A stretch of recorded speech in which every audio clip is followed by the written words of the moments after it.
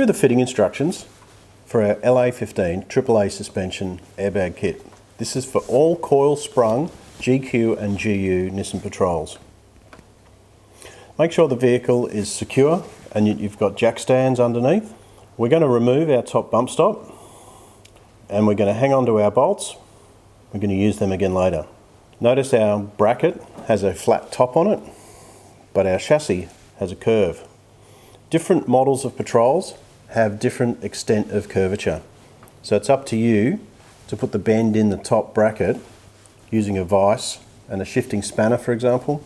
It will actually conform to the shape of the chassis under load, but it will loosen the bolts, so make sure you tighten them later.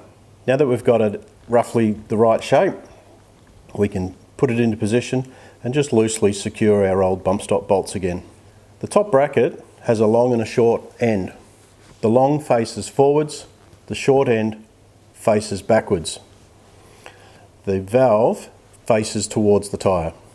We secure the bottom bracket by using our 10mm bolts and our clasping plate, which basically sandwiches around the bump stop strike pad. And at the back, to give ourselves a little bit more room, we're just going to undo the bottom mount of the shock absorber. Then we're going to do the same for the back of the bottom mount.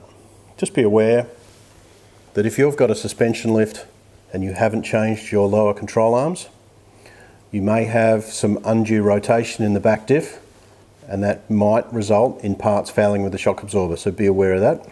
Getting longer control arms is part of getting a suspension lift.